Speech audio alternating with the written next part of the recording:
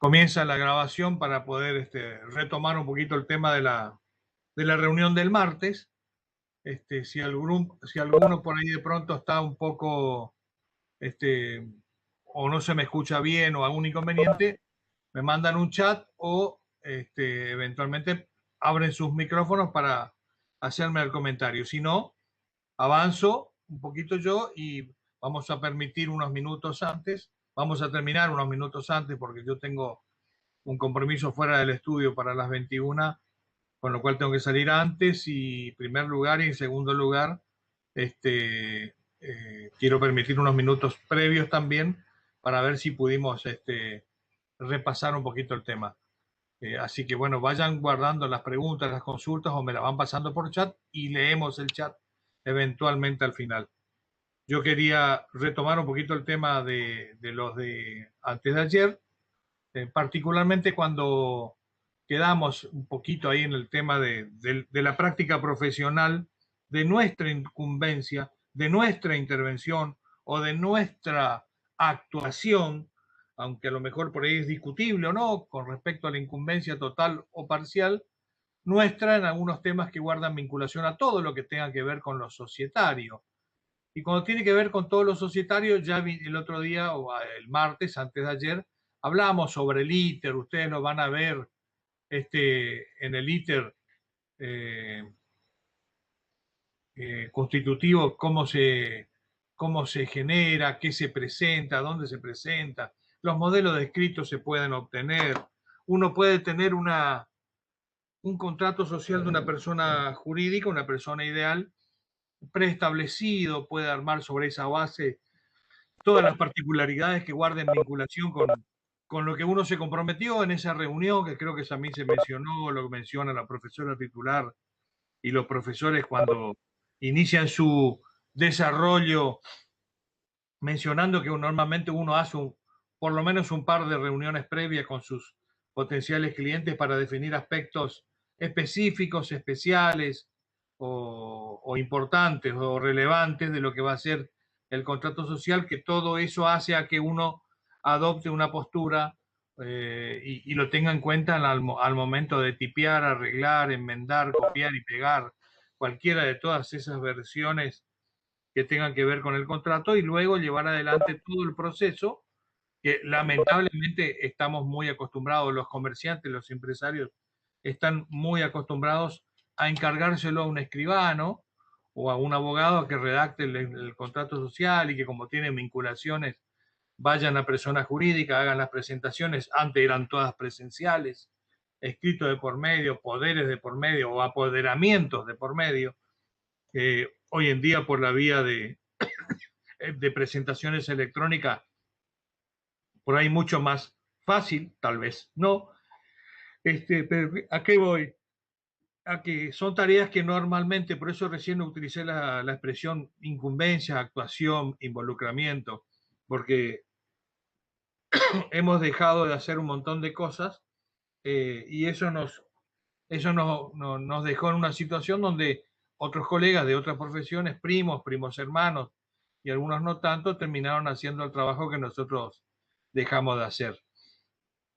Por supuesto que eso se cobra y gremialmente hablando por separado, o debió pactarse los honorarios por separado, libre de gastos, honorarios por separado de las costas y los gastos que involucre todo este tema de inscripciones, cumpliéndose íter constitutivo, publicando edictos, depositando en la cuenta bancaria, acreditando en el expediente, obteniendo el borrador del boletín, yendo o mandando a publicar, acreditando o no en el expediente la publicación, que es el aspecto publicístico, cumplido todos esos pasos procesalmente relevantes y en escalera, uno llega finalmente a la inscripción de la persona jurídica y uno puede o no terminar su trabajo profesional en ese momento, o puede tener pactado que esa es una parte inicial de su trabajo que va a continuar luego con todo lo que siga, porque en realidad, en términos de vida empresaria, la sociedad pudo haber empezado en algún momento,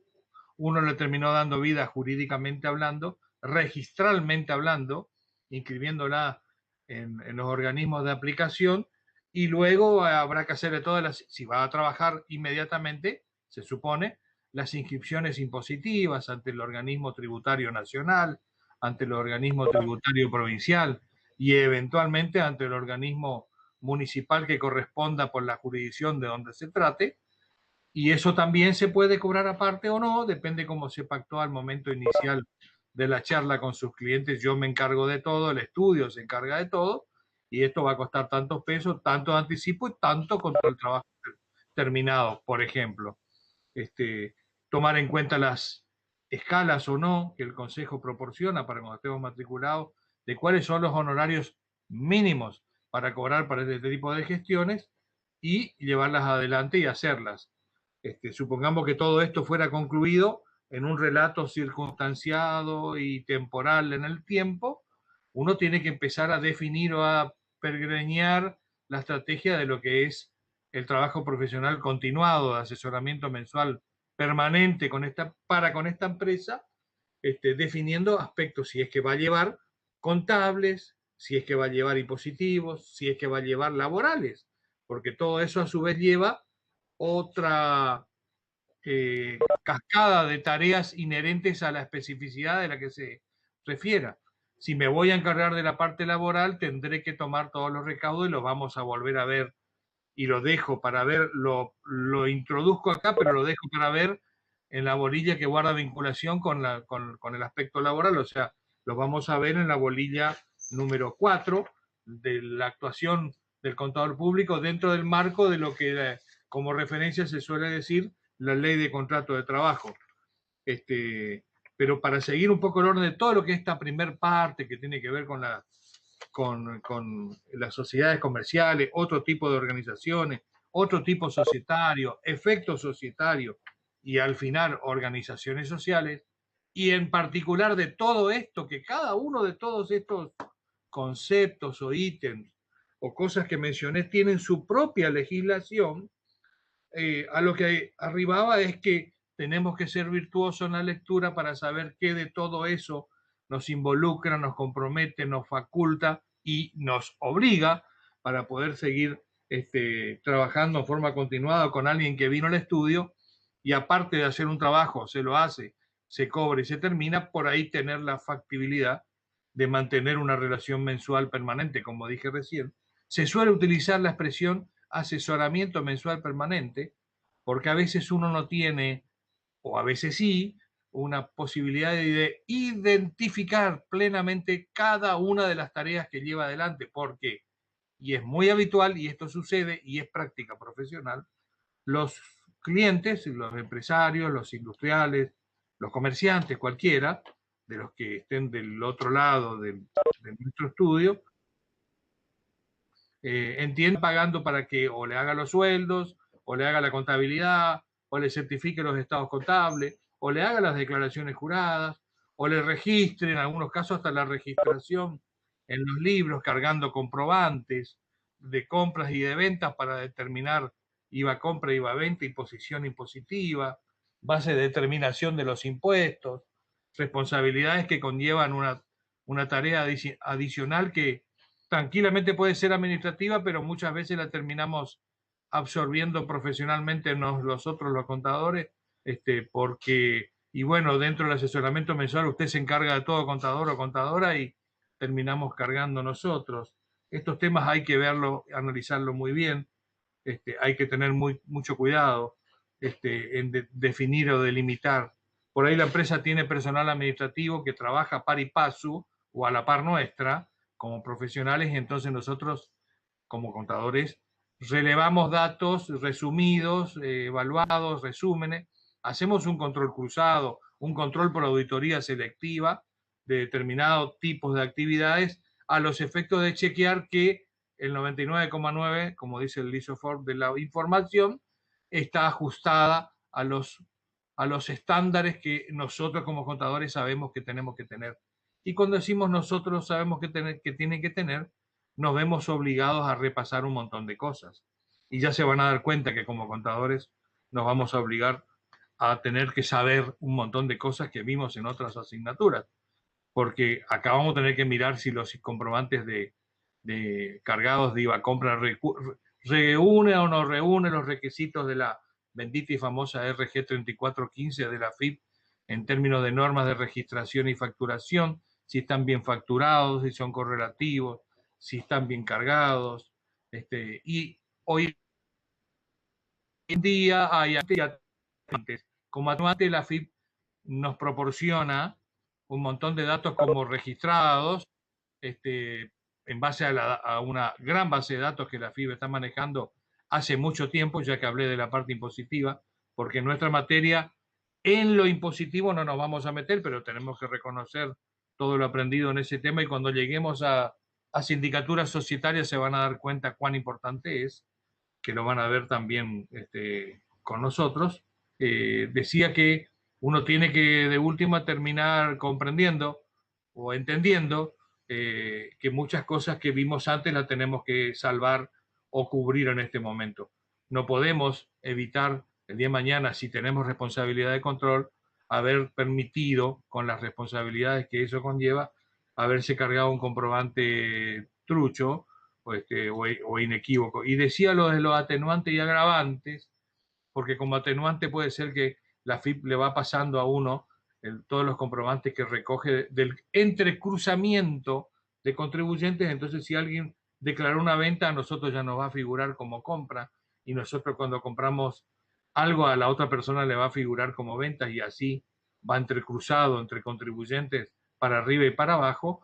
Esa gran base de datos que maneja la FIP tiene la virtuosidad de que nos va dando datos, pero la desventaja de que por ahí de pronto algo de esos datos que están puestos ahí, por algún motivo, por alguna razón, por alguna circunstancia, que será cuestión de analizarlo en su momento, puede no estar disponible al momento que se registre físicamente, con lo cual si físicamente no lo tuve, no lo cargué, y cuando controlo mi registro cargado preliminarmente de IVA compras, me encuentro que en el cruzamiento con la base de datos hay un montón de facturas de compra que el contribuyente, nuestro cliente, no me los pasó, o no los tenía, o no los recibió, o algunas de esas situaciones que habrá que resolverlas.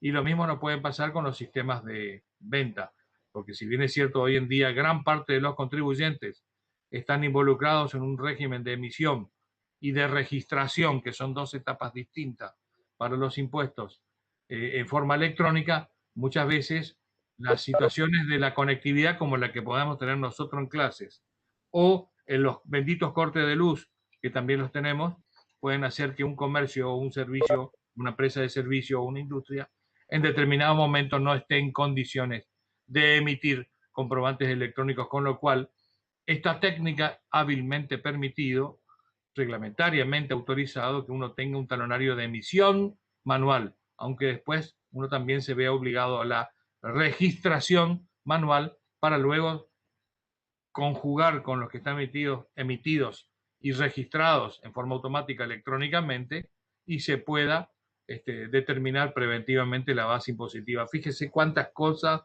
relaté que pueden ser susceptibles de trabajo profesional en términos de involucramiento con todo lo que significa. Con la parte contable tendría muchísimo para hablar también, y todas tienen que ver con la forma en que uno, depende si uno toma un cliente que ya existe, ya viene con la metodología de trabajo anterior que habrá que revisar y ver si es susceptible de proponer modificaciones al régimen de información que tiene, en el sentido de cómo registra, dónde archiva, cuál es el circuito que debe llevar adelante el contribuyente, cliente o como se llame, para poder ejercer algún tipo de control, para estar meridianamente seguro de que lo que se está registrando es el fiel reflejo o gran parte del fiel reflejo de lo que sucede en términos patrimoniales, en términos de resultados y en términos financieros o flujo de este contribuyente o cliente nuestro, a los postres nuestro cliente.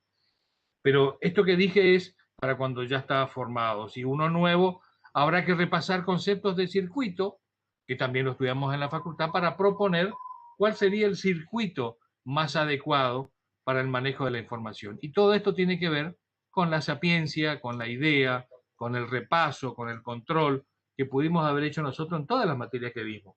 Vimos organización, podemos tener idea de cómo está organizada la empresa y cómo sube y baja la información y cómo se debe complementar, con lo cual todo esto es una melange de un montón de incumbencias que ya los vimos en varias materias, y acá en práctica profesional vienen a caer todas juntas por obra y gracia del ejercicio de la profesión y nuestro, gracias a Dios, amplio espectro de trabajo en términos incumbenciales, que muchas veces no lo ejercemos, como dije hoy, pero que lo tenemos previsto. Tenemos el devengado y no lo estamos ejecutando.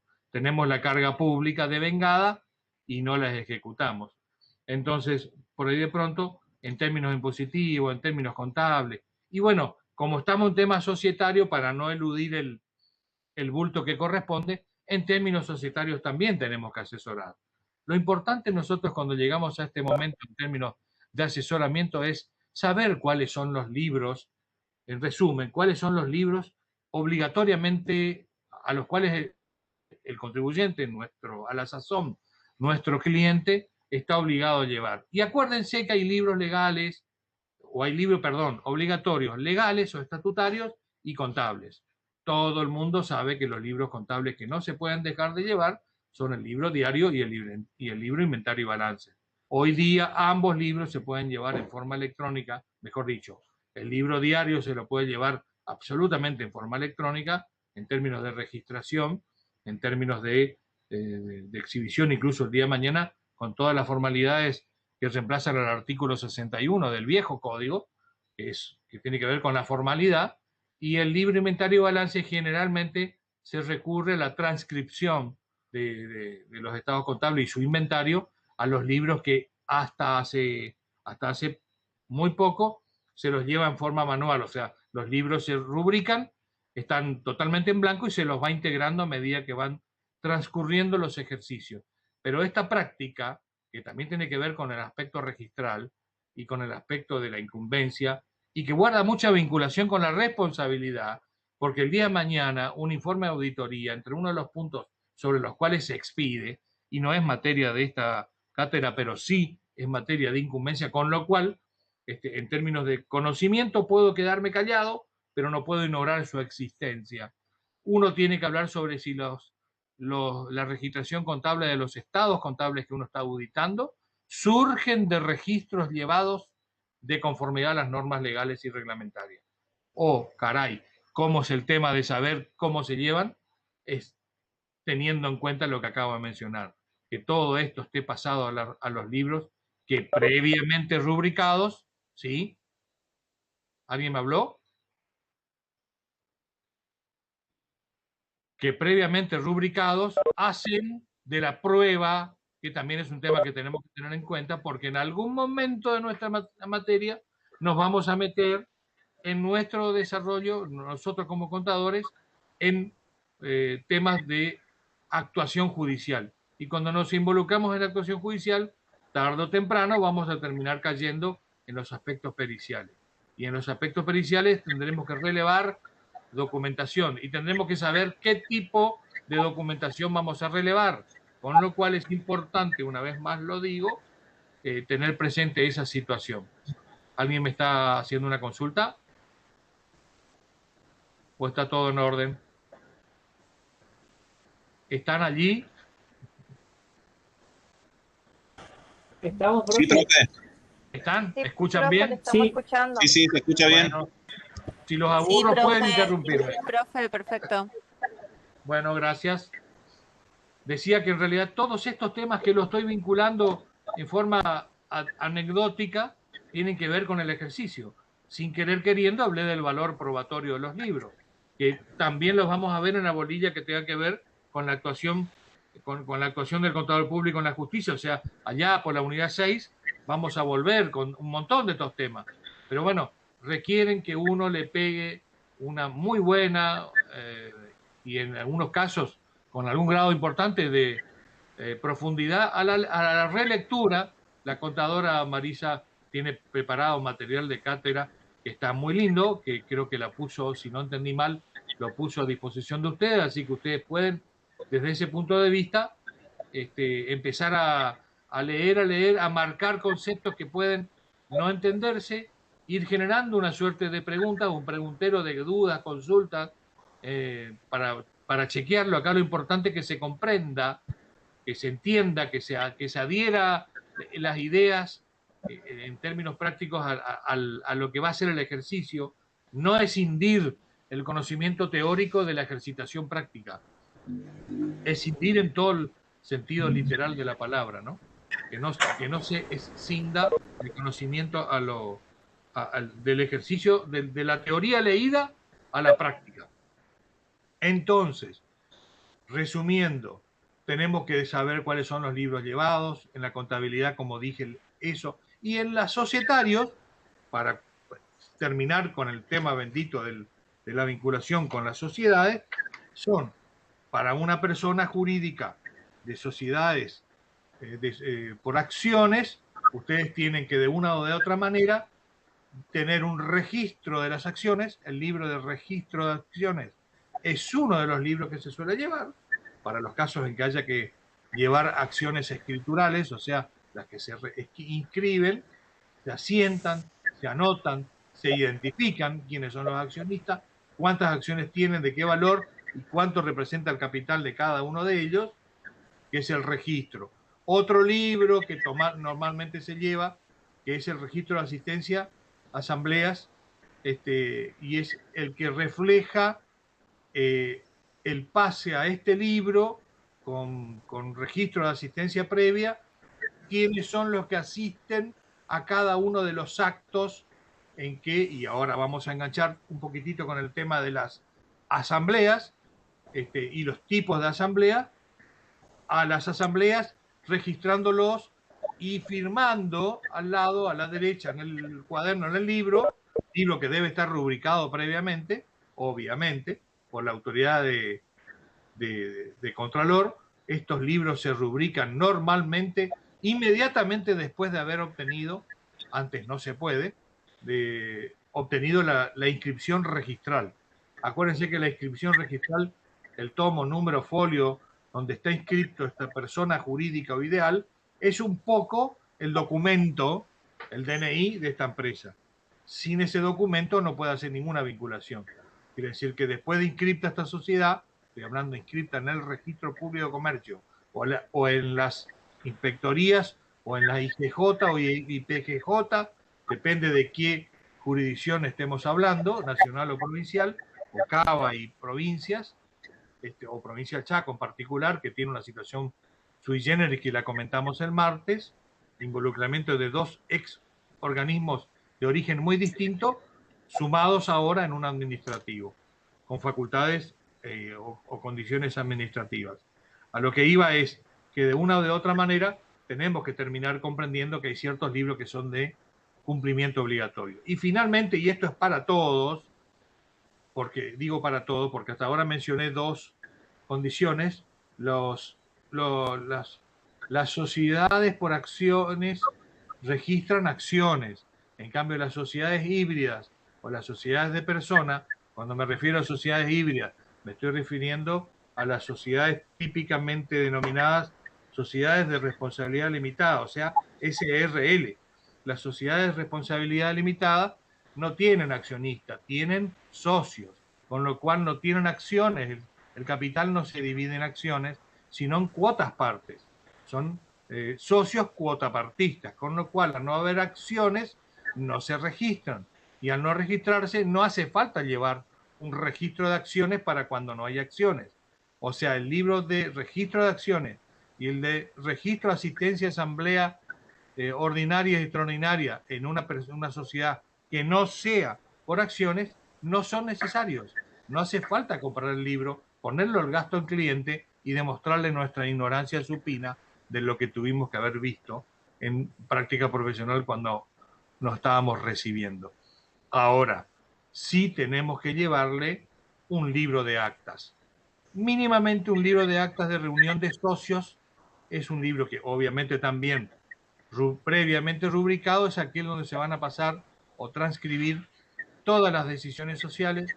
Algunas reuniones están previstas en los respectivos contratos constitutivos o estatutos constitutivos de cada una de las personas según de quién se trate, y la frecuencia mínima seguro es una vez al año en oportunidad del tratamiento de lo que se denomina asambleas de socios o asambleas de asociados, según sea, o asambleas de los cuotapartistas, ¿no? La reunión o la acta de socios verifica, si se quiere, un poco lo que en la jerga se llama una asamblea, una reunión de pares con la misma situación. Son socios, asociados o cuotapartistas en una persona jurídica distinta de ellos. O sea, integran ese órgano volitivo. Son volitivos.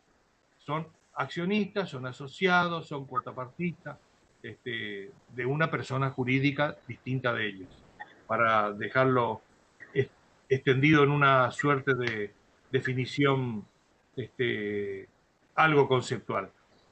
Este mismo registro, este mismo libro de actas, cuando la persona jurídica sea, o la persona ideal sea una sociedad por acciones, pueden llegar a ser dos libros de acta. ¿Por qué digo esto? Porque los libros de acta en realidad pueden ser uno solo, pero si la sociedad es importante su tamaño, los libros de actas a los cuales estamos refiriéndonos tienen que tener el reflejo de la actividad de dos órganos distintos.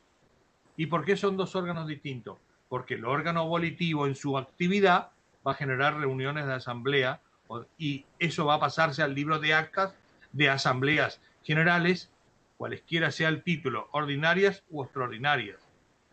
Pero no es el único órgano que tiene la mayoría de las sociedades. En las sociedades por acciones está claramente identificado este órgano volitivo, asambleas, con el órgano directivo. Y el órgano directivo en las sociedades por acciones se llama directorio. Y el directorio, que generalmente es múltiple y en números impares, generalmente uno reviste el carácter presidente y los otros son vocales, como si fuera un triunvirato o un tribunal de una mesa de examen. Generalmente, no es siempre así, es lo aconsejable para tomar decisiones. También llevará un libro aparte de las actas de directorio, las decisiones de este directorio, que pueden no ser las mismas, obviamente que no lo son, que las decisiones que toma una asamblea de socios. No solamente por contenido, tampoco por frecuencia. Se supone que quien está al mando de la administración de una persona jurídica toma decisiones todos los días y, bueno, de acuerdo a la relevancia, a la importancia que ello merezca o amerite, se hará una reunión de socios para que no quede como que la decisión la tomó exclusivamente el presidente del directorio sin hacer alguna suerte de consulta con el resto de los miembros. Entonces se promueve una reunión donde el resto de los vocales ratifican, si es que ya lo hizo el referéndum antes de ahora, o deciden en ese momento la constitución de una prenda, o de una hipoteca, o la venta de un rodado, o la compra de un galpón, o la construcción de algo, por nombrar cosas que normalmente no son de la jerga normal y habitual de la administración. Por supuesto que no voy a hacer un acta de socio para resolver la venta de todos los días. La venta, las compras de todos los días, lo que hace a la sana y normal administración de los negocios, se las lleva por ese lado y se supone, y guarda con estos temas, que las facultades que tiene el directorio para actuar le son propias y otorgadas de acuerdo a lo que los instrumentos digan.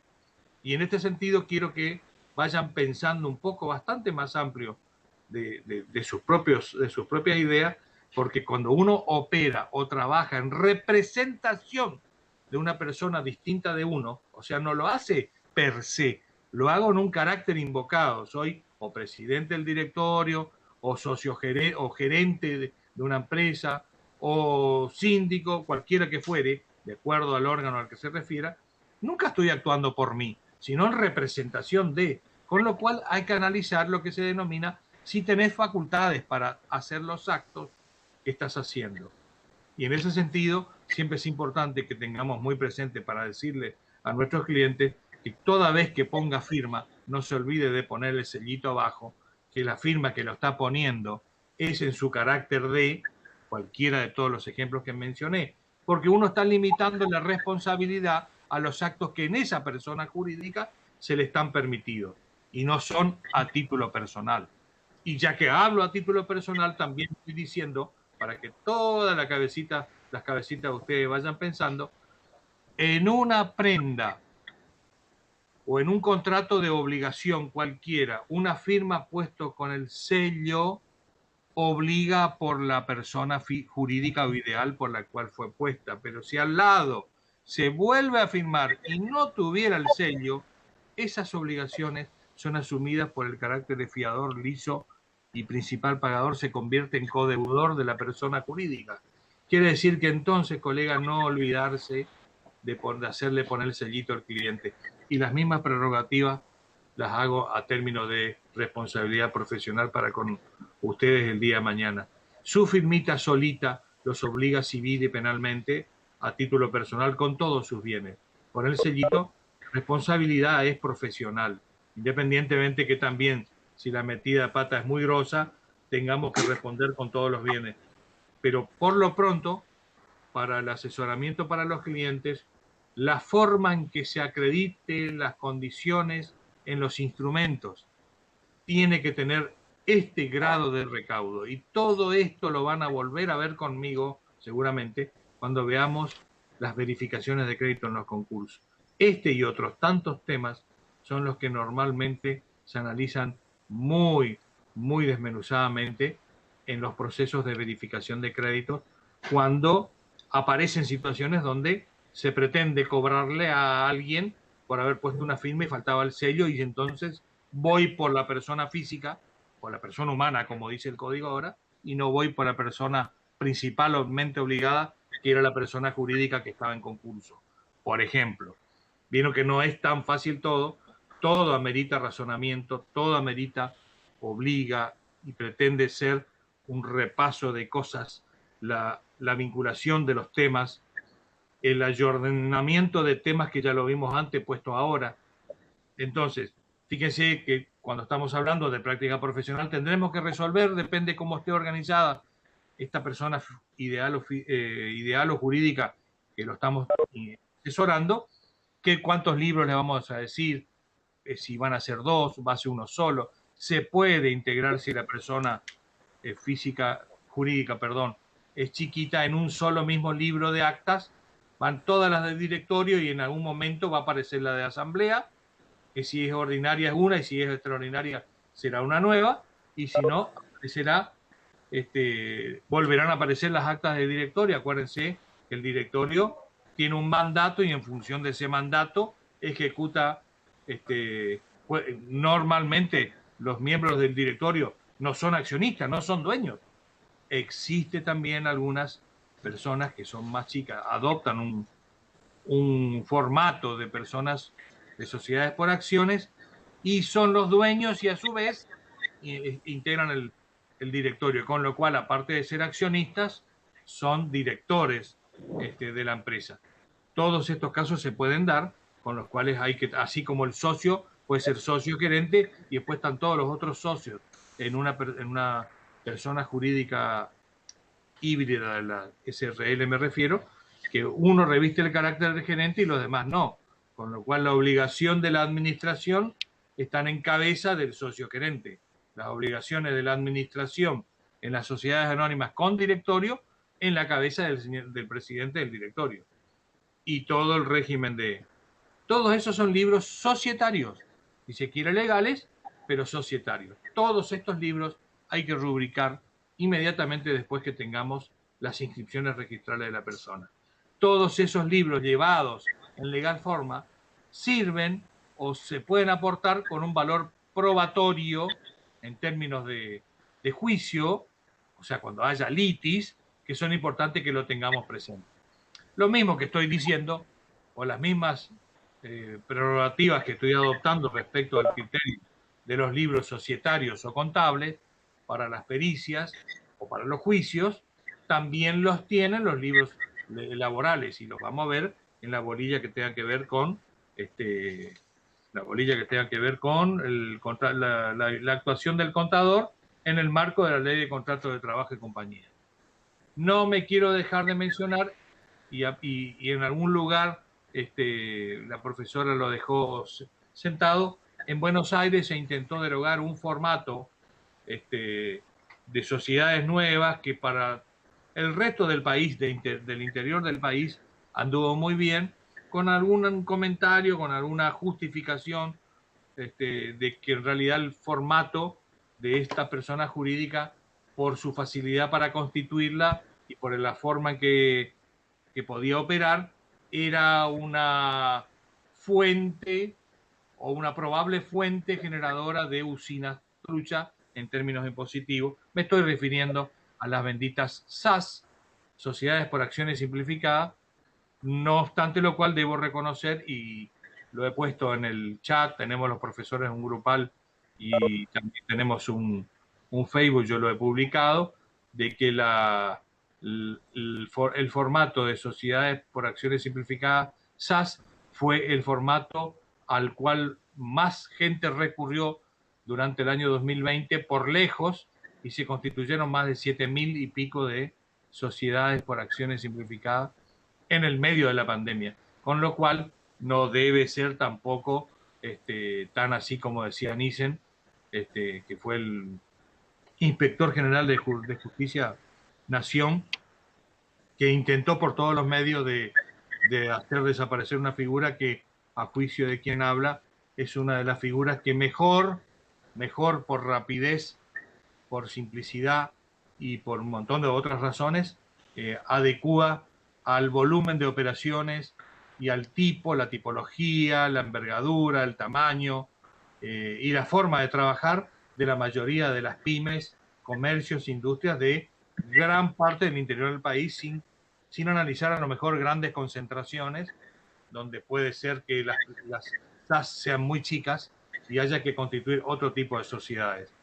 Pero habiendo aparecido en el mercado las SAS, la verdad que hay que analizar seriamente si uno como contador, ustedes el día de mañana, le van a asesorar a un cliente o potencial cliente suyo que se mande a hacer una sociedad anónima con todo lo que ello implica, porque en realidad, como son los pasos del ITER, son más o menos lo mismo, hay un montón de recaudos que ir tomando previo, porque implícitamente tienen implícitamente metido como una suerte de conformidad administrativa dentro de un paso, de sociedades por acciones, más con el régimen de sociedades por acciones, que hacen que sea un poco más complejo hacerlo, con lo cual cuesta un poco más, se supone que hay que cobrar un poco más de horario para hacerla, y entonces por ahí termina siendo como un disparador en contra, que hace que los contribuyentes, clientes, terminen eligiendo o preguntándole qué me sugiere, es mucho, es poco, no será mucho, para ver qué es lo que me está proponiendo. Pero insisto, y lo dije ayer, digo el martes, muchas de las decisiones que uno toma para aconsejar guardan vinculación con la información por el mismo proporcionado, con lo cual a veces le dicen, yo tengo un volumen de operaciones estimado en, no sé, 4 millones de pesos de ventas anuales, y resultó ser que nunca llegó, y entonces uno hizo un cálculo y una estimación para aconsejar sobre un volumen de operación que no se concretó, que puede que no se concrete porque la situación no se dio, pero puede ser porque magnificó su cliente cuando pensó que su empresa era de un tamaño que no era, o visiblemente al revés, la tiró abajo, la minimizó, y el volumen de operaciones superó ampliamente la expectativa que uno tuvo cuando le dijo, vamos a hacer una SRL nomás, y resultó ser una empresa que factura 500 millones anuales, y entonces como que queda desacomodado, y uno mira a veces determinados estados contables. Nuestro titular nunca quería que dijéramos balance general, que a lo que nos estamos recibiendo son los estados contables, y uno miraba una SRL con un capital y un patrimonio absolutamente a prima facie inadecuado para el volumen que tenía.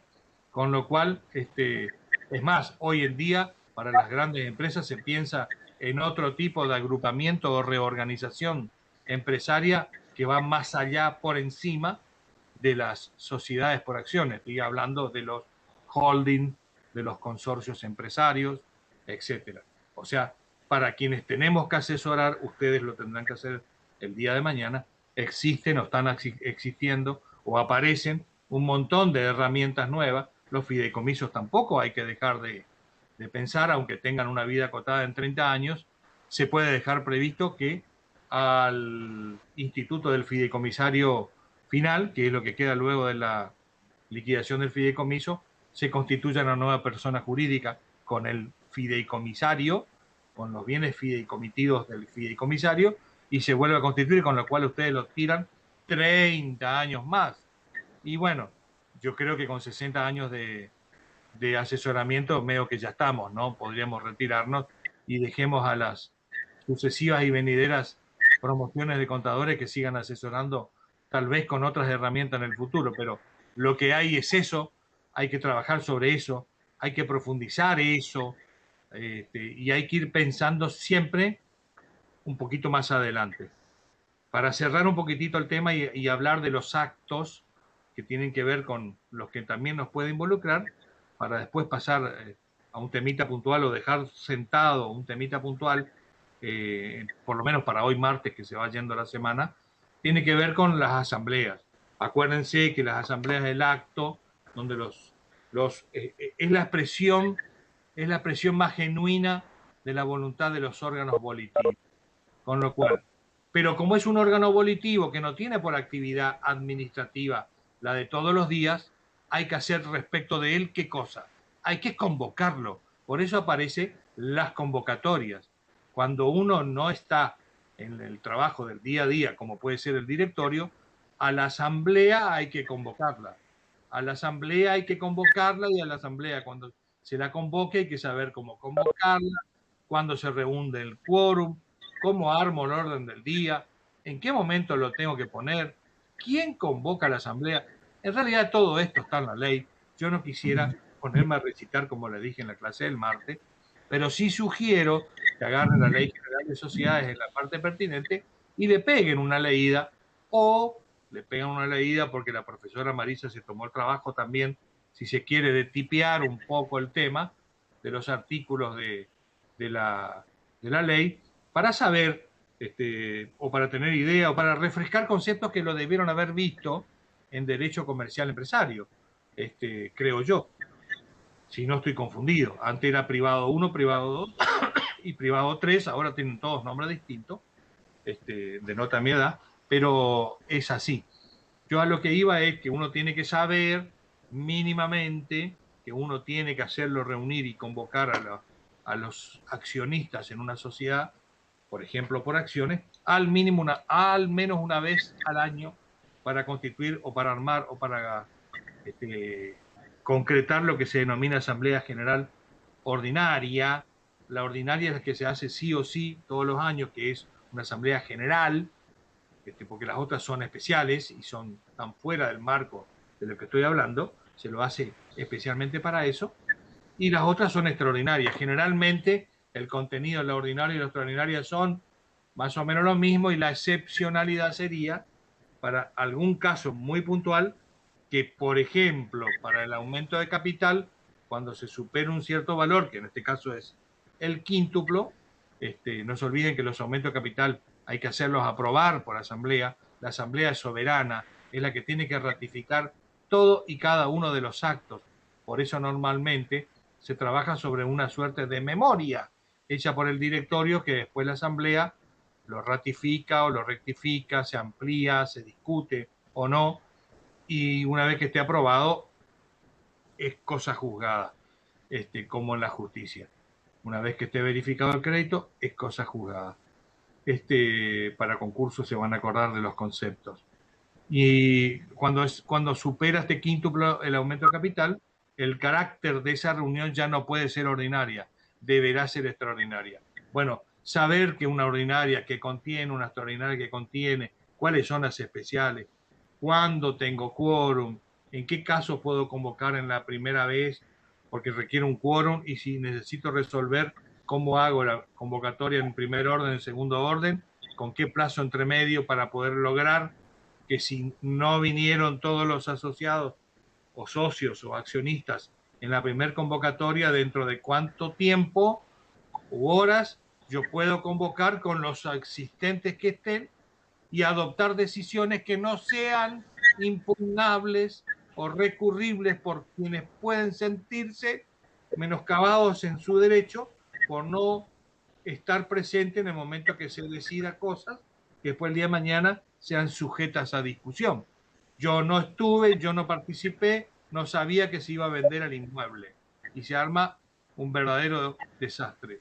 Y para quienes estuvimos o no, ustedes, yo, como contadores involucrados en todo el proceso, en un cliente que puede no tener idea y no tuvimos la colaboración necesaria de un colega primo de la ciencia jurídica, aunque todos no lo manejan, al tema, terminamos metiendo la pata y generando un grave problema que seguramente va a ser de responsabilidad profesional nuestra.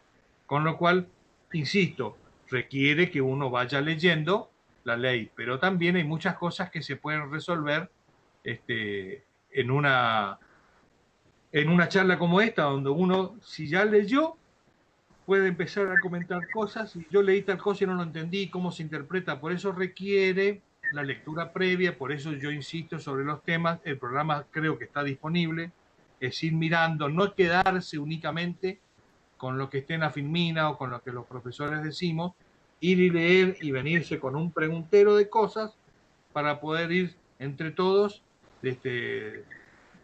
desarmando dudas. Muchas veces uno como contador recurre a un bendito artículo que está en la ley para evitar las convocatorias y las hago unánime, porque si tengo que convocar, tengo que saber quiénes vienen, que haga el registro de asistencia en la asamblea, contar la cantidad que estamos, si tengo quórum puedo empezar y si no, tendré que esperar el segundo llamado o la cantidad de horas o días necesarios para volver a convocarlo. Cuestión de que esté en situaciones de poder operar técnicamente en ese ámbito.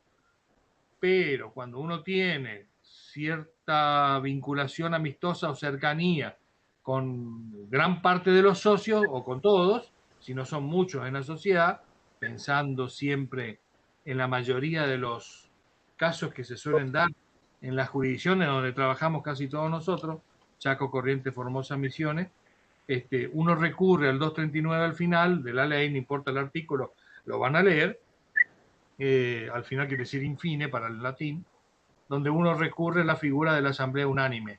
Está presente el 100% de los accionistas con derecho a voto, con lo cual lo que se resuelva es unánime, no me vi obligado a convocar nada en forma previa, ni a acreditar asistencias, firmamos todos, o quienes se designan en el acta, acredito que están todos, si quieren, firmando, pero porque son pocos, y no los tuve que convocar y esperar y publicar edictos, ni en el diario de mayor publicaciones.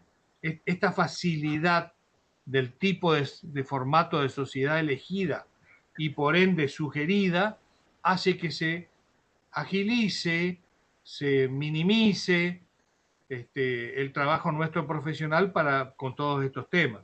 En los otros casos hay que recurrir un poco más a la lectura, volver a releer el tema de lo que acabo de mencionar respecto a cómo se convoca, los plazos que deben transcurrir, el tiempo previo que debe transcurrir y cómo se acredita el día de la presencia para poder computar el quórum y estar en condiciones de empezar a sesionar, independientemente de las decisiones que se tomen. Pero si uno no tiene el quórum necesario, no puede sesionar válidamente. Y esto que estoy diciendo en una persona jurídica lo es para cuando asesoren en un club, en una asociación o en algún lugar de ese tema, de ese tipo, otros tipos de organización, porque también van a ser temas que pueden ser susceptibles de discusión, y esto suele pasar a veces, y lo ha pasado, en alguna asamblea de otro tema, de otro tema, asamblea de fiduciantes beneficiarios en un fideicomiso de construcción, qué sé yo, hay un montón de cosas que pueden acontecer que hay que tener mucho cuidado o algún grado de cuidado, depende de qué se trata. Si no, uno pasa cuarto intermedio ese día y ve cómo puede solucionarlo, pero la idea es tenerlo más o menos estudiado para evitarse problemas en el futuro. Entonces, en virtud de todo lo que estoy diciendo, me parece que estoy recontra aburriendo, pero estoy queriendo dejarles algo que guarde vinculación con lo que se supone tienen, pero escuchado de mi propia boca, más con las preguntas y las respuestas que pueda lucubrar. Voy a mirar en un ratito las preguntas en el chat para ver si hay algo que podamos responderlo en línea, sobre tablas, dirían los legisladores, y no requiere análisis un poco más meditado para la respuesta en unos minutos. Para poder ir cerrando un temita que tiene que ver con todo este tema societario, voy a establecer, voy a comentar que, a ver, eh, ¿qué me quedó acá? Estoy mirando.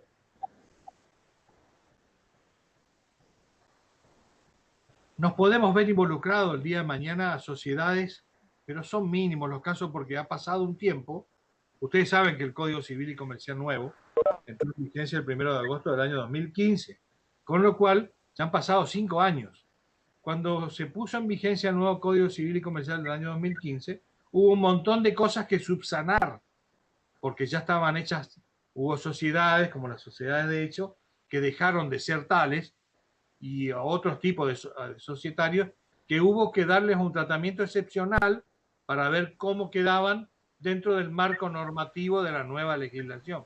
Con lo cual se permitieron, y lo vamos a ver entre un poco hoy y un poco el martes que viene, algunos procesos raros de denominación genérica como subsanación y otros conceptos que tienen que ver con que, bueno, cómo se arregla todos aquellos tipos, o cómo quedaban, o cómo se subsanaban, o qué tratamiento se le daba a algunos tipos societarios que por efecto de la nueva normativa no iban a poder seguir funcionando como tal.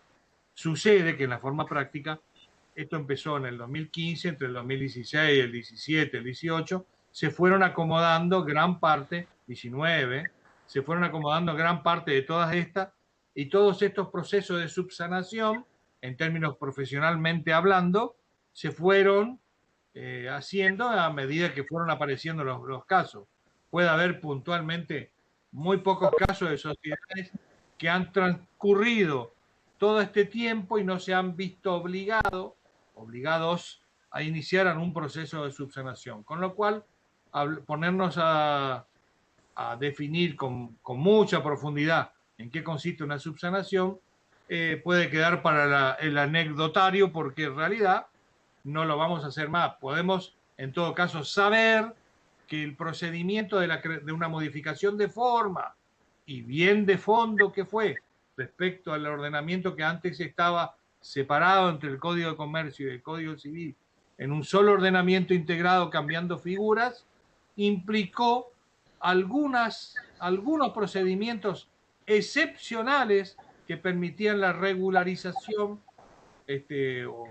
o como se pueda llamar en sinónimo, a algunas personas jurídicas que ya estaban existentes y que por la aplicación del marco de la nueva ley, de la 26.994, estoy hablando, es la ley de creación del código del CCCN, es la 26.994, dejaron de existir o iban a dejar de existir, con lo cual ese procedimiento extraordinario vino al solo y único efecto de subsanar esos problemas derivados de esas situaciones. El resto siguió como estaba, porque no se cambió en gran parte la legislación de fondo. Sí se cambió el nombre, porque antes era la ley de sociedades y ahora es la ley general de sociedades, pero bueno, porque se supone que integró algunos temas, dejó permitido algunos otros, y después los demás se fueron agregando, porque la ley que creó las sociedades por acciones simplificadas no es justamente la ley general de sociedades, sino una ley que tenga que ver con el fomento, o una ley posterior de promoción, hizo que para promocionar y para facilitar actividades vinculadas al comercio, la industria y el servicio, haciéndolo más fácil, creemos, o se creó, creemos no, se creó una sociedad que era un poco más fácil, un poco más sencillo, menos costosa, sin muchos recaudos, y constituirla y poder salir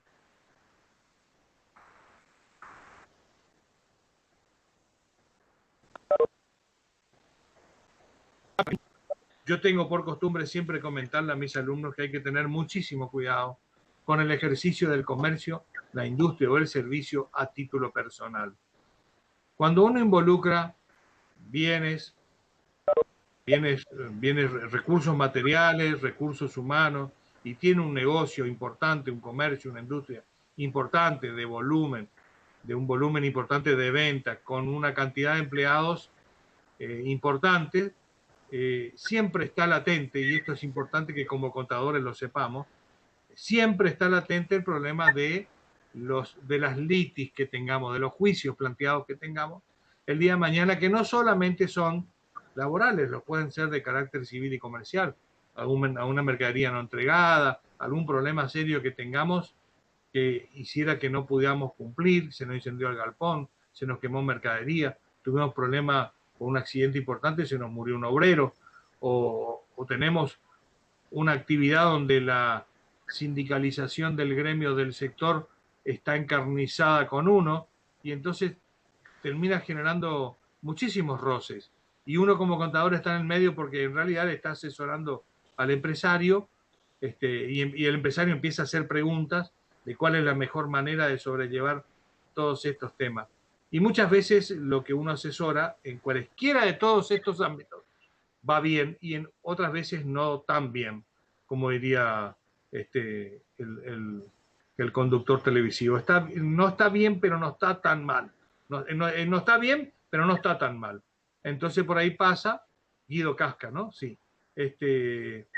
Pasa que termina todo esto, y les cuento un secretito, una de los análisis que habíamos hecho en cátedra para poder empezar haciendo una integración completa de toda la materia, en algún momento fue la de la creación de una sociedad que después inscribía empleados, que hacía sus actividades comprando, vendiendo, hacía sus reuniones societarias, decidía cosas en actas, se pasaban a la asamblea, en algunos casos comprando, en otros casos vendiendo, algunas que estaban fuera del ejercicio normal, con lo cual requerían cierta autorización expresa, el otorgamiento de los poderes, las facultades per se, o las que uno tengo, porque las facultades me pueden a mí venir dadas por lo que el estatuto me establece. Pero hay otro tipo de facultades que no te las da el estatuto, te la da la persona que te la otorga. Y ahí aparece la persona que es apoderada de. Y no es lo mismo firmar como presidente del directorio que firmar como apoderado, aunque sea de la misma persona, jurídica hablando, porque las facultades que devienen del carácter de presidente deben estar previstas en su estatuto, y las facultades que tenga de un poder no devienen del estatuto, sino de lo que diga estricta exactamente el instrumento del poder, con lo cual mucha gente se presenta con un poder a intentar verificar, creyendo que con el poder era suficiente, y en el poder no dejó previsto actividades específicas, como por ejemplo la de presentarse a hacer valer en una causa judicial los derechos de una persona jurídica a la cual dice representar. Con lo cual hay muchísimos temas que se pueden comentar, pero requieren la lectura de ustedes, requieren la interpretación, la que salga, la que se pueda de ustedes, de la lectura previa, del conocimiento previo, para que los idas y vueltas, los feedback que tengamos sean realmente aprovechables. Yo puedo hablar horas de todas las cosas que a mí se me ocurren, que pueden ser muy habituales de ocurrencia en el ejercicio profesional, que no está escrito en ningún libro, ni en ningún apunte, ni en ninguna filmina, que es lo que yo siempre digo. El proceso del aprendizaje, y en práctica es así, pasa por tratar de bajarle a los alumnos el mayor nivel de experiencia que uno pudo haber tenido, y cómo pudo o podría, discutiendo, analizándolo, resolver de la mejor manera posible, con todas las herramientas que se supone las tienen, y hay que mantenerlas frescas. Por eso no puedo dejar de pensar en que la Ley General de Sociedad existe, la Ley 2744 laboral existe, y un montón de legislaciones que existen, que son el marco regulatorio y aparte el marco de contención para realizar determinadas cosas. Pero iba a esto y seguía con ese secretito a medias, porque dije, ¿y qué pasa si esta empresa, este comercio, esta industria, que lo hicieron los alumnos en grupo, Uno hizo una SA, otro hizo una SRL, otro hizo otra SAS. Uno tiene una actividad industrial, el otro tiene otro gremio, otra actividad. Hay gremios y gremios. Ya van a ver en la bolilla 4 el tema de convenios de los CCT, como digo yo, los convenios colectivos de trabajo. ¿Cómo vincula un convenio con la ley? ¿Cuál está primero? ¿El huevo, la gallina? Etcétera. ¿Por dónde me apoyo? ¿Qué sugiero? ¿Qué hago? Y si termina esto en un litigio, ¿cómo hago? Porque después termina un litigio y, si se quiere, hay participación también nuestra como peritos, haciendo los puntos periciales en una demanda laboral, como también puede haber en una demanda civil, un juicio comercial, por falta o por falta de pagos de facturas. Si están inscritas, no están inscritas la factura, si se pagó o no se pagó el IVA, si tiene todos los formatos de la 3415 o no. Qué sé yo, hay un montón de cosas que podemos hablar si ustedes están dispuestos a escucharme horas y no aburrirse o no dormirse. Pero a lo que voy es lo siguiente. ¿Qué pasa si después de todo esto terminamos resolviendo que la persona humana no da más y se tiene que concursar? ¡Ja! Enganchamos con concurso y quiebra. Con concurso y si después peor, quiebra. Ahora, ¿y si este no era una persona humana, no una persona jurídica? Ah, bueno, guarda que en el concurso la persona jurídica tiene un tratamiento distinto. Si va a la quiebra, con las cosas que pueden pasar respecto al crackdown y a la posibilidad de comprar la empresa en marcha. Y si los empleados se quedan o no se quedan con la empresa. O sea, podríamos haber hecho una integración de la materia que la podemos hacer intelectualmente. Yo puedo relatar desde cualquier ámbito, si me van siguiendo todas las clases, ojalá que me sigan y no se aburran. En todas las clases voy a ir y voy a venir y voy a comentar, ¿se acuerdan tal cosa? ¿Se acuerdan tal otra? ¿Se acuerda de esto? ¿Se acuerda? ¿Qué pasa si pasó esto? ¿Qué pasa? Porque lo que estoy pretendiendo es abrirle la cabeza para que ustedes piensen que esto es muy amplio, que requiere, insisto, la lectura previa, pero que se puede amenizar, se puede armonizar, se puede crecer sobre todos estos temas en forma de practicidad en la mente pensando, aunque no nos sentemos a hacer un ejercicio práctico. La práctica profesional lo es desde el mismísimo momento que estamos leyendo una guía o que estamos leyendo un artículo, porque estamos sacando, estamos decantando información que nos hace una mejor resolución. Y resolver un problema es la práctica. Y a lo mejor no tenga que ver con sentarse a hacer un grafiquito. Ahora bien, esto que estuve diciendo en términos de concurso y quiebre, ahí quería llegar. Todo lo que hice en relato temporal era para llegar ahí. ¿Qué pasa si la persona física firmó como él solo o firmó en representación de la empresa? Las responsabilidades no son las mismas. Entonces, todo este proceso, hace un ratito, firmar con sello o firmar sin sello, firmar acreditando el carácter invocado o no acreditar el carácter que vos decís que tenés, con lo cual lo hiciste a título personal, con lo cual respondés con todos tus bienes. Una persona que firma en representación de una persona jurídica, salvando las ilimitadas responsabilidades y mancomunadas de determinado tipo de personas jurídicas o ideales, para siempre parafrasear como dice el código, involucra la satisfacción de las necesidades que hacen a cubrir ese pasivo con los bienes de esa persona jurídica. Pero si uno firmó a título personal, se está haciendo cargo con todo su patrimonio.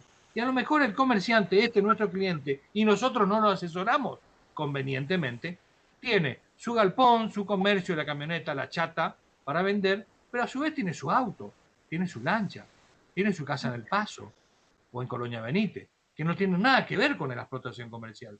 Y el día de mañana tiene un problema y él va a responder con todos sus bienes, incluidos los de la casa habitación, incluidos los de veraneo, incluidos los de recreo, como dice la ley para analizarlo.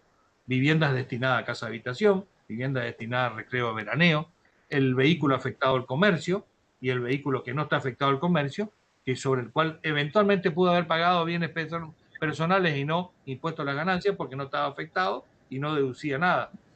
Pero sin embargo queda todo en la bolsa y cuando hay que hacer una inhibición, inhibo todo, bienes del negocio y los que no lo son. Y estas situaciones a veces no caen solamente porque uno lo resuelve y no tuvo tiempo de acomodar las ideas. El contador nunca me dijo que esto podía pasar. El contador nunca me dijo de que yo en algún momento me podía reorganizar. Y lo que es peor, y con esto lo comento, y creo que con esto me voy a despedir de lo que hablo y después lo escucho. hoy en día en Resistencia y en los alrededores, y seguramente pasarán Corrientes y en otras jurisdicciones, hay muchísimos comercios o industrias de personas humanas que están recibiendo, por alguna razón, a sus propios hijos trabajando en su propia empresa. Menudo problema. La persona humana es el propietario, los hijos empiezan a ingresar, quieren tomar decisiones, se genera una suerte de conflicto no querido, no buscado, por cuestiones generacionales. Los mayorcitos piensan de una manera y los más jóvenes piensan de otra, y es natural y habitual que así sea, y a veces la congeniación de eso no da para seguir pensando. El feedback para arriba y para abajo, que entre los mayores y menores a veces no se da, y termina generando un conflicto. O, bueno, si este conflicto va a mayores, es peor, pero supongamos que no lo fuera, el hecho de involucrar a la familia trabajando en la empresa tal vez amerite pensar en algún agrupamiento, en alguna figura societaria, de acuerdo a la envergadura, de acuerdo al tamaño, analizado costos, ventajas, desventajas, y sugerirlo al contribuyente, a la sazón, nuestro cliente. Siempre digo contribuyente porque pienso que es una persona que genera créditos y deudas para afuera, impositivamente, laboralmente. Hoy en día, ya lo vamos a ver en la bolilla 4, un empleado que entra y pasó los 15 días de trabajar tiene derecho a percibir un montón de sueldos por obra y gracia de la legislación laboral tal cual como está. Y eso no se puede soslayar. Entonces uno tiene que saber cómo asesorar, qué decir, dónde pasa realmente el devengamiento laboral. Nadie niega en Argentina, hay al menos 3 tipos de impuestos. No, hay más de 100, pero 3 tipos de genéricamente de impuestos. Los impuestos a la tenencia, bienes personales y compañía, los impuestos a la ganancia, si se gana, el impuesto a la ganancia, para todos los tipos de personas, cuarta categoría, comercio, industria, primera categoría, alquileres, y el impuesto al trabajo. El impuesto al trabajo es ese cúmulo de porcentajes que en realidad es un tributo más. Los comerciantes lo ven y si uno tiene que ser sincero y decirle que el 51% de lo que un empleado gana se lo lleva al Estado. Entonces, si no es así y no lo analizamos así, es como que estamos mirando el espejo de otro país. Es lo que tenemos, es lo que eventualmente el día de mañana habría que cambiar, pero yo insto a que todos, con la legislación que tenemos, más el aporte que cada uno pueda hacer, intenten mejorar su servicio de asesoramiento. Y no es fácil, porque es más fácil sentarse y ser un muy buen práctico, liquido sueldos y puntos, pero no asesoro. Me siento y hago muy bien la contabilidad, repaso conceptos de auditoría y hago un lindo estado contable, pero no asesoro. Lo más complicado en la matrícula es el asesoramiento. Y el asesoramiento, casi colegas, pasa por tener muy buena predisposición a analizar los casos que todos los días se dan y pasarlos a la práctica. Pasarlos a la práctica significa agarro un esquema teórico y lo vuelco a la práctica y lo practico. Casos como que, ¿qué hubiera pasado acá? ¿Qué hubiera pasado acá? Y si hago esto, ¿cómo queda? Y si hago esto, ¿cómo queda? Esto que parece una cosa nimia, no lo es cuando uno se hace la habitualidad del ejercicio de la práctica, de cada cosa que se me viene a la consulta, o yo lo genero leyendo, o uno lo genera leyendo, lo pasa a la práctica, y eso hace que se haga todo mucho más sencillo, se aprenda, se facilite mucho más. Con lo cual, de mi parte, siendo las 20:45, voy a dejar de compartir un ratito esto. Ya salí, ¿no? Y voy a mirar a ver si en el chat no tengo ninguna pregunta, se durmieron todos. ¿Están o no están? Miren, yo estoy, ¿eh? ¿Ustedes están? Estamos, profe. Estamos, profe. Bueno, Profe, le estamos escuchando. bueno. Ayer ¿Usted éramos... estaba compartiendo algo, profe? ¿Eh? Sí, profe, estamos. No. Estaba por compartir, pero bueno, en realidad, miro, lo dejo tirado el tema porque mañana, cuando veamos esto, mañana no, el martes, espero que lo vean, a ver si están viendo, ¿no? Sí, profe, se ve la filmina. Bueno, estas filminas que las preparé en realidad un pedazo para hoy, otro pedazo para el martes, los voy a dejar para verlos enganchados de una parte de la bolilla 1 con la bolilla 2 en ese sentido que está ahí. Y eventualmente vemos cómo se las hago llegar o cómo la tiene. A mí lo que me interesa, es que me escuchen, no se enojen, pero creo que una buena manera de aprender todo esto es que me escuchen. Por eso yo creo que es conveniente. Lamento que por ahí no estén ustedes tan consustanciados como a mí me parece. Prendan su cámara, no somos tantos si quieren. Ayer, el martes, éramos como 85 o 90, hoy ya somos 40 y pico. A lo mejor la proximidad del jueves al viernes uno llega cansado y fundido. Para quienes tenemos actividad mañana de posgrado, más complicado aún, pero yo sé que no es fácil y hay que bancarse, estar cansado, escuchándolo hablar al profe 1 hora y media de cosas que por ahí a lo mejor no lo vi primero, y como no lo vi primero, no lo alcanzo a entender.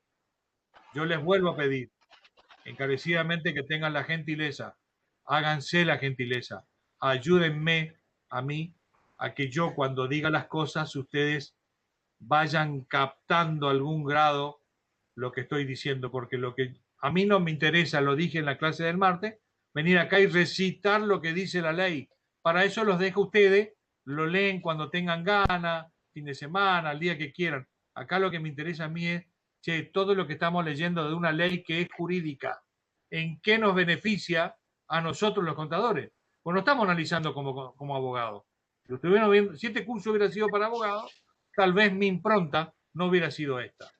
Pero me parece que es importante que yo rescate el tiempo que ustedes invierten escuchándome a mí en transmitirles a ustedes lo que me parece a mí que son elementos gravitantes en cada una de las partes de este programa que tienen que ver. Y si no, léanlo. Fíjense que en el programa, en casi todas las bolillas, habla de incumbencia profesional, participación profesional, etcétera, etcétera.